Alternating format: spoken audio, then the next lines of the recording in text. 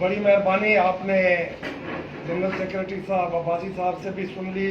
जो बात अहम थी, पॉइंट्स थे, नुक्ते थे, वो मलीजो साहब ने भी आपके सामने बता दिया।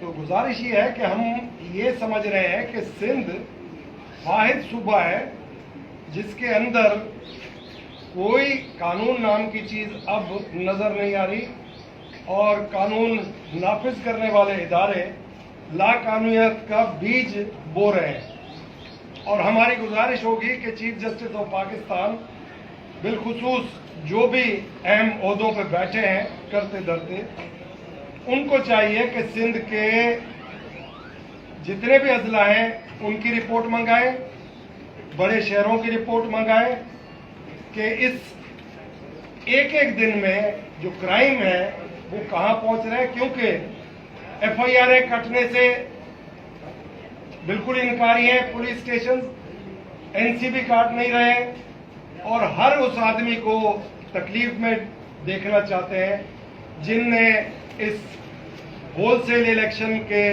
जीते हुए उम्मीदवारों की मुखालफत की इलेक्शन में। तो मैं वाज़ेह कर दूं कि देखें, उरूज का जवाल जरूर आता है, तो जवाल तो आना है सारे सिस्टम का।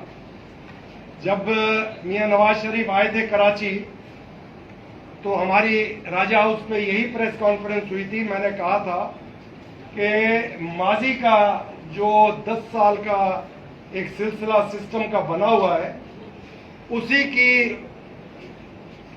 तसलसल में ये लोकल गवर्नमेंट काम भी कर रही है और जो केयर टेकर चीफ मिनिस्टर बने हैं और जो पुलिस है और आला इंतजाम जो भी है सिविल एडमिनिस्ट्रेशन, वो सब सिस्टम का ही हिस्सा है। तो आपके सामने सब चीज नजर आई कि वही सिस्टम चलता चला जा रहा है और आज उस सिस्टम में कौन कौन है वो भी खुल के सामने आ गया। तो मैं यही कहूंगा कि अब आज की मीटिंग का फॉलो अप 1 तारीख को राजा हाउस पे कोर कमेटी का फिर होगा। उसमें मजीद हम देखेंगे कि जो हमने अहकाम जारी किए हैं तंजीम साजी के भी और चीफ जस्टिस साहब को भी पॉइंट लिखने वाले, वो सारे हम रिसीव भी कराएंगे और उसके ऊपर दोबारा बात होगी। और जो इस वक्त हाकिम वक्त है असली, उनसे भी गुजारिश है कि रहम कर दें। एहसास महरूमे में आधा पाकिस्तान आपने गवा दिया, बाकी आधे पे रहम कर दे, अल्लाह का वास्ता है। कोई शरीफ और इज्जतदार बगैर दाग वाले अगर हुक्मरान बनाते तो ये आपका SIFC भी भर गया होता। मगर दागियों को देख के मैंने पहले भी जाम शोरों में कहा था, इन दागियों को हुकूमत दोगे तो कुछ भी नहीं आएगा और वही अब साबित हुआ कि कुछ नहीं आ रहा।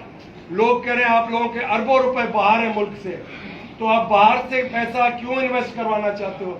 यही पैसा ले जाओ, वापस इन्वेस्ट कर दो और अपने बेहतर हालात कर लो। तो ये सब चीजें बहुत ही ज्यादा संजीदगी से सोचनी पड़ेंगी और अगर यही हाल रहा तो मैं समझता हूं कि हर आदमी कानून की बालादस्ती से नाला हो जाएगा और अपने ही कानून इख्तियार करके और निकल पड़ेगा। तो वो दिन से थोड़ा हमें भी खौफ आ रहा है। अल्लाह ताला रहम फरमाए इस मुल्क पे और उन पे अकल के ताले खोल दे जिनने फैसले करने। फर्द वाहिद के लिए यही हम कहेंगे कि जिद अना नहीं होती, टेबल पर बैठ के चीजें सेटल अगर हो सकती है, मुल्क की बका सलामती को तरजीह दी जाए और बेहतर अंदाज में उन लोगों को आगे लाया जाए जो दागी ना हो। बड़ी मेहरबानी। साहब क्या कहेंगे कि आप कह रहे हैं कि जो असल मालिक हैं आप बहुत उनके करीब थे, क्या आप उनसे ये भी आपकी जो नाराजगियां हैं या दूरियां हैं वो कैसे खत्म है? दूसरा ये जो खत को आप कह रहे हैं चीफ जस्टिस को लिखेंगे, ये कब लिखेंगे? ये अभी आज ही हम फाइल कोशिश करके सेटल कर देंगे तो मुनासिब तरीके से लगे और 1 तारीख को उसको रिव्यू करके भेजेंगे। वही 1 तारीख। पहले सवाल क्या असल मालिकान जो उससे मेरे भाई कोई भी दूर नहीं है। अगर आप समझ रहे हैं जो जेल में बैठे हैं वो दूर है, तो वो भी दूर नहीं है।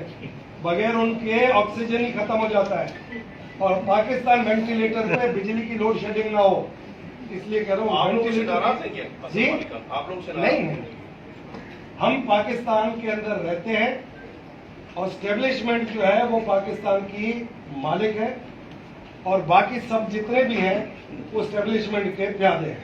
तो जब जिसको मर्जी आए आगे कर देते हैं, उसका कोई वो नहीं है मसला। मगर अवाम को हम चाहते हैं, अवाम की मैंडेट चुराई हुई उसको वापस कर रहे हैं, उसके लिए हम जद्दोजहद जारी रखें। आप जो कह रहे हैं कि बैठ के बात होनी चाहिए मुल्क की बेहतरी के लिए बात, तो वो आप किससे बात करना चाहिए? हुक्मरानों से बात करना चाहते हैं या उन्हीं से बात करना चाहते हैं जो माजी में आपको बोल के कहते कि हम देंगे, फिर आप लोगों से मुकर गए? हमें कोई नहीं बोल के किया था कि आपको देंगे, हम देते हैं। जैसे मुल्क आजाद किया था हमारे बुजुर्गों ने, आजादी या मौत, वतन या कफन, खुदा करे खैर सिंध की आवाम को हम भी रोक के बैठे हैं। कश्मीर में जो हाल हुआ हम नहीं चाहते सिंध में वो हाल हो या बाकी सूबों में हो।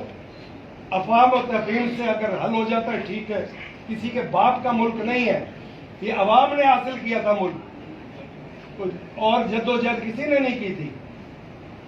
अच्छा पीर साहब, ये मेरा सवाल ये है कि आप निजाम को भी नहीं मानते, एस्टेब्लिशमेंट से रहम की अपील भी कर रहे हैं, आपके पास अवामी रहम की अपील खुदा ना खास्ता हम किसी को नहीं कर रहे हैं। मुल्क पे और मुल्क की आवाम पे रहम की अपील। तजर्बे अब नहीं चलेंगे, तजर्बे नहीं चलेंगे। वकास आपने जो है वो जिद की बात की, आप क्या समझते हैं जिद पे कौन अड़ा हुआ है, कौन टेबल पर नहीं बैठना चाहता? नंबर एक। दूसरी बात ये कि आपने जब इंतखाबात हुए थे उसके बाद तो बड़े ऐलान किए थे कि जी हम तो सिंध को जाम कर देंगे और बहुत एहतजाज होगा। एक एहतजाज देखा, उसके बाद हमने नहीं देखा। तो देखिए थोड़ा सा आप ये जरूर देखें कि एक तरफ आपके मुल्क की सारी मशीनरी, दूसरा पीसी हुई अवाम, इलेक्शन में जितने उनके साथ ज्यादती हुई और अब तक चल रही है, तो हम वो नहीं चाहते कि आवाम जितनी भी है वो बेयारो मददगार होके और तकलीफ में आ जाए और बीवी बच्चों से भी दूर हो जाए। तो हर चीज पैमाने के साथ चलेगी, हर चीज नाप तोल के चलेगी। मुल्क सबका है, ये नहीं कि किसी एक का है, मगर सब जितने भी टावर ऑफ पावर है उनको इकट्ठे बैठना होगा। अगर मुल्क की बका सलामती के लिए बेहतर कोई राह निकलती है उस पर अमल किया जाए। के खिलाफ कार्रवाइयां हो रही हैं, तो इस चीज को आप कैसे देख रहे हैं? जीडीए अभी तक इस मामला पे खामोश क्यों है कि उनके खिलाफ इतनी बड़ी कार्रवाइयां हो रही हैं, खास करके जद्दोई साहब के खिलाफ जो सीनियर मिनिस्टर रहे हैं वफाक में, और हर चीज का पता है सबको, फिर भी ये जीडीए भी अभी तक इस मामले में खामोश? देखिए कुछ कैमोफ्लेज चीजें हो जाती हैं, वो हम कैमोफ्लेज चीजों को अभी टच नहीं कर रहे। वक्त आने पे सब चीजें खुलेंगी तो पता चल जाएगा कौन इसके पीछे है। जिनका जिक्र कर रहे थे आप, उन्होंने कल एक जिक्र किया है कि शेख मुजीब को वो हीरो करार दे रहे थे। 1971 का इमरान खान ने जिक्र किया। आप उनकी हिमायत हुकूमत में गुज़िश्ता में करते रहे, अब भी उनकी नजरियाती हिमायत लगती है, क्या वजह है? सुने किसकी हिमायत करते हैं? सर ट्विटर पे इमरान खान ने वीडियो लगाई है कि शेख मुजीब को हीरो करार दिया है, उस हवाले से सवाल कर रहे हैं। अब ट्विटर चलाने वाले जाली अकाउंट भी बड़े चल पड़े हैं, थोड़ा आप भी हौसला रखें, काफी चीजें खुलेंगी और ट्विटर चलेंगे। जो हुकूमत में पार्टियां हैं उनमें से किससे बात भी कर सकते हैं? कौन? आप समझते हैं कि उनसे बात करने का कोई फायदा नहीं? हम हुकूमत को तस्लीम नहीं कर रहे। जाली इलेक्शन है, होलसेल का इलेक्शन है भाई, ये आवाम की मैंडेट चुराया हुआ इलेक्शन है।